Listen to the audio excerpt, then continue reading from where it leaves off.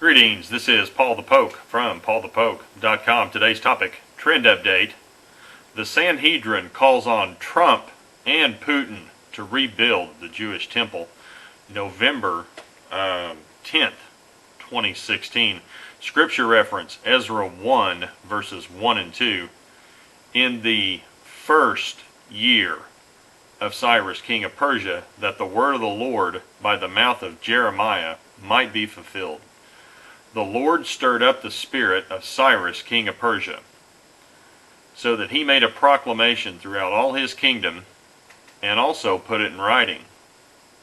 Thus says Cyrus, king of Persia, the Lord, the God of heaven, has given me all the kingdoms of the earth, and he has charged me to build him a house in Jerusalem, which is in Judah.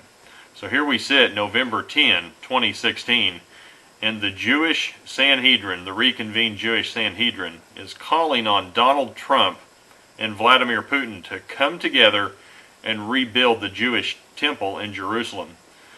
And the Sanhedrin is encouraging the two leaders to act as modern-day Cyrus figures, non-Jewish kings who recognize the importance of Israel and the temple. And the following quote is from Rabbi Weiss, the Sanhedrin spokesman. The leaders of Russia and America can lead the nations of the world to global peace through the building of the temple, the source of peace. And again, that's from Rabbi Weiss, the Sanhedrin spokesman. And to understand a little background, we need to go back to the Jerusalem Embassy Act of 1995. And this is a public law of the United States, and it was passed by the 104th Congress on October 23, 1995. And the law states the United States Embassy in Israel should be moved from Tel Aviv to Jerusalem. And the law states Jerusalem is to be an undivided city, and Jerusalem is recognized as the capital of Israel. And this is per the United States Congress.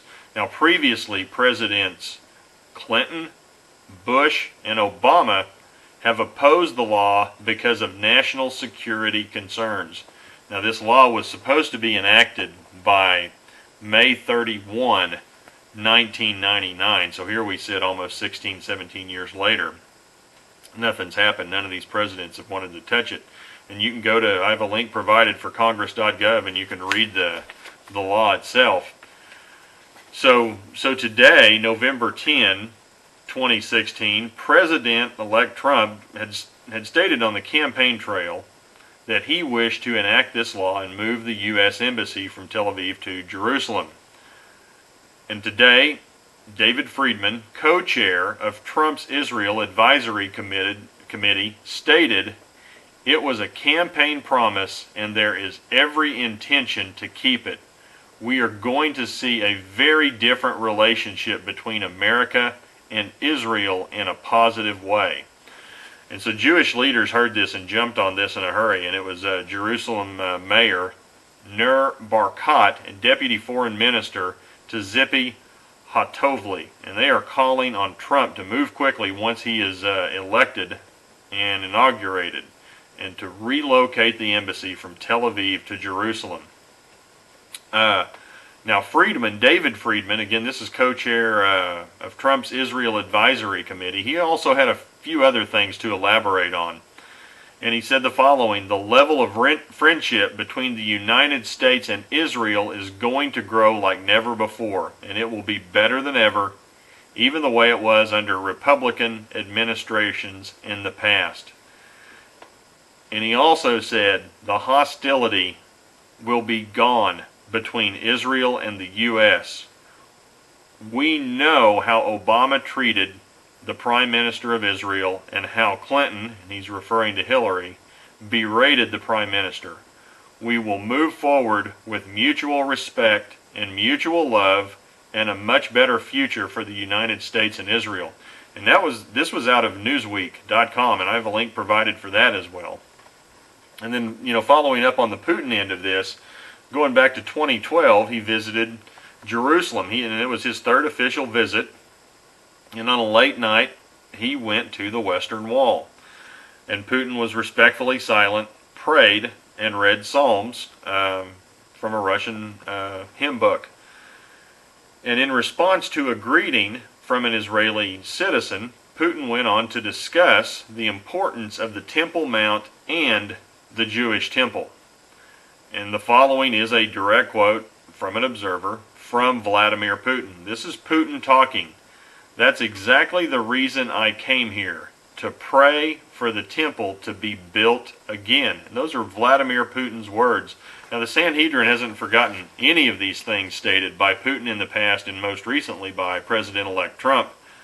And so they are pushing, let's build the third temple. They want these two guys to come together. And again, there's going to be a link provided. Very good article, breakingisraelnews.com. You can read the article in further detail. And so, the nuts of it is, and summarizing this up, in his first year of leadership, King Cyrus called on the Jewish people to go home and rebuild their temple. The Sanhedrin is calling on President Trump in his first year and for Vladimir Putin to push for the rebuilding of the temple.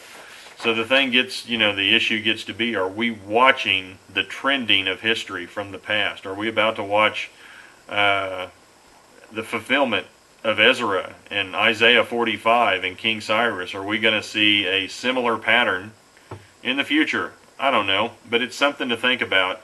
In the Jewish religious leaders of the day, they are calling for this to happen. Rebuild the third temple.